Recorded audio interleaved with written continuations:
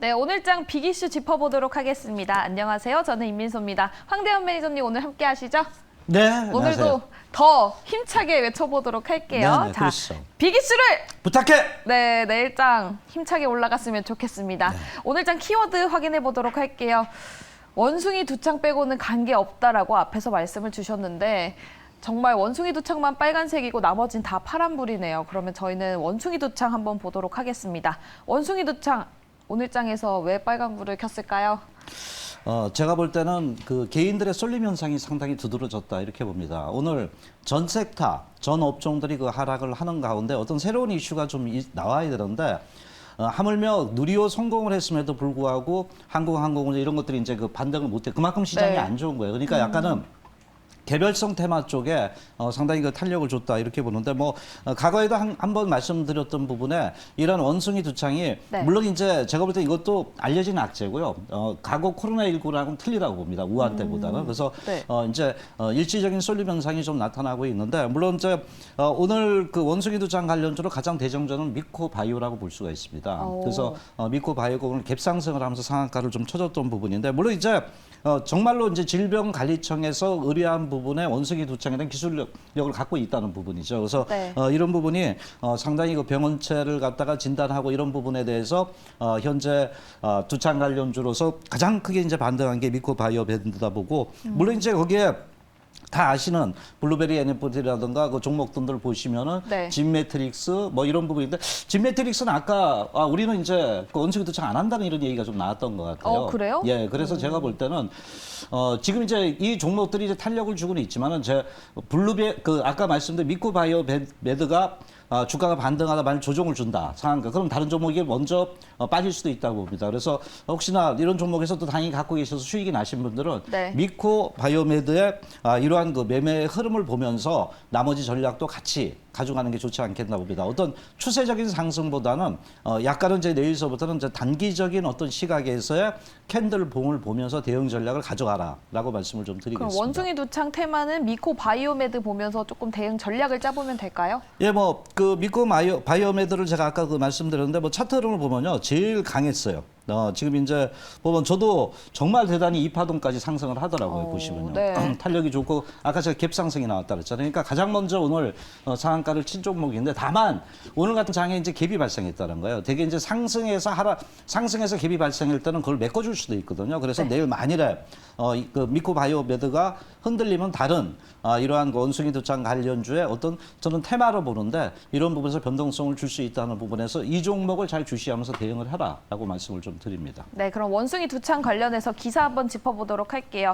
오늘장에서 원숭이 두 창이 잘 갔던 이유가 있었죠. 전 세계에 확진자도 많이 나오고 있고요. 우리나라에서도 지금 2명 의심 환자가 발생했습니다. 그래서 인천과 부산에 각 1명씩 있다고 하는데 이미 보여진 악재라고 말씀을 주셨는데 앞으로 예, 뭐 더 영향은 없을까요? 우리가 이제 우한 사태가 나타날 때 그 코로나19에 대한 그 상당히 그때를 몰랐어요. 네. 불확실성이 가장 주가에 부담감을 주는데 원숭이 두차는 아프리카에서 토종돼가지고 과거에도 연구가 계속 되고 있던 부분이거든요. 네. 그래서 제가 볼 때는 이거는 이제 대처를 할 수 있다는 거죠. 물론 이제 바이러스가 잠깐만 변이가 나타나고 있지만은 과거 같이 불확실성은 아니다. 그래서 일부 이제 그 섹터들에서 그 주가가 반등하지 이게 가장 이제 우리가 우려하는 거죠. 이 원숭이 두창이 생김으로써 또 코로나19 같이 뭐 이런 그 격리라든가 뭐 여러 가지 경기에 부담감을 줄 수 있냐 그런 부분은 아니라고 이렇게 봅니다. 그래서 하나의 어떤 테마로서의 주가가 반등이 되고 충분히 이 부분은 의료계에서 어느 정도 억제를 할 수 있는 기술력이 있다라고 말씀을 좀 드립니다. 네, 그럼 두 번째 기사 보면서 마저 짚어보도록 할게요. 오늘 코스피 코스닥 연접점을 또 갱신했습니다. 어떻게 하면 좋을까요, 매니저님? 예, 어떻게 지금- 제가 뭐라도 해야 올라가지 않을까요? 어떻게 뭐라도 할까요? 가만히 이제 있으셔도 올라갈 때가 됐습니다. 이제. 가만히 낙폭이 있어도 컸기 올라가나요? 때문에. 예, 이제 뭐냐면 요새 그 뉴스를 보면은 우리가 한 60%, 80%는 다 그 주식 시장의 악재 부분, 그러니까 나쁜 소식만 계속해서 나타나고요. 네. 물론 한 그 1년 전에 그런 얘기를 했으면 더 좋았는데 지금 보면은 여기 이런 그 코스피 그 범위에 대해서 지금 다 예측은 하고 있어요. 원래 경제는 예측학자들이 망친다 그러잖아요. 그래서 제가 볼 때는 네. 지금 현재 흐름을 볼 때 뭐 2200까지 빠진다, 뭐 2700이다, 뭐 이런 여러 가지 얘기를 하고 있는데 이것은 제가 볼 때는 약간 지수에 정확하게 맞추는 건 신의 영역이라고 봐요. 다만 여기에 이제 지수를 갖다가 멈출 수 있는 하락 섹터가 뭐였느냐, 그런 부분이 하락 섹터가 없어질 때가 언젠가, 또는 상승 반전의 섹터가 어땠가 이렇게 볼 때 저는 이제 가장 크게 이제 우리가 메인 흐름을 볼 때 우리나라도 코스닥 기준으로 해서 고점에서 지금 오늘까지 한 거의 30% 빠졌거든요. 네. 약세장에서 특징은 한 30% 정도 되면 어느 정도 주가가 거기서 이제 변동이 나올 수 있어요. 그래서 제가 볼 때는 현재 뭐 여러 가지 얘기가 나오지만은 지금 현재는 우리가 이제 너무 그동안 주가가 고점에서 많이 빠져왔기 때문에 그런 게 너무 연연하지 말고 거기에 따른 어떤 대응 전략을 어떻게 가져가냐. 이것이 더욱더 중요한 하나의 포인트라고 보겠습니다. 네, 알겠습니다. 그럼 내일장에서는 빨간불이 들어오길 바라면서 우리 MC분들은 내일 몇 고 외치실 건가요? 자, 조심스럽지만 저는 원고 가보겠습니다. 일단 게임주들 이제 좀 봐야 될 것 같다. 많이 빠졌고 또 내일이 위메이드 또 미르 신작. 네, 신작이 나오잖아요. 맞아요. 그러다 보니까 네. 그런 이슈로 해서 위메이드 많이 빠졌어요. 그러다 보니까 재반등할 때 같이 게임주들이 올라가지 않을까라는 생각을 해보겠습니다. 게임주에 한 표 좀 드리고 네. 싶은데 저는 그래도 시장이 혼란스러울 때는 약간은 테마성이 주목을 받기 뭘까요? 때문에 원숭이 두창이 계속 한 갈 번 거다? 더 좀 주목을 받지 않을까 조심스럽게.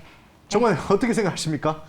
뭐 그 원숭이 두창은 조심스럽게 말씀하시는 게 아닌데 아주 급등주를 좋아하시는데 제가 볼 때 네. 물론 이제 낙폭과대 종목이 반등을 좀 할 수는 있겠지만 아직 시장이 추세적인 반등은 아니라고 봐서 저는 일단은 원고는 맞는데 그쪽 원고는 아니다. 첫 번째 말씀을 좀 드립니다. 원고는 맞지만 답은 없었다. 네. 어디 쪽입니까 그러면? 그럼 원고 섹터 저는 보도록 이제 그 게임 하겠습니다. 관련주는 그 NFT 부분에서 실적이 나와야 된다 그랬잖아요. 어제 그 카카오 게임주가 아마 급등하고 오늘 또 낙폭이 있었잖아요. 그래서 네. 저점은 온 거는 맞는데 이렇게 쫓아가서 매매하는 건 아니라고 봐요. 아직은.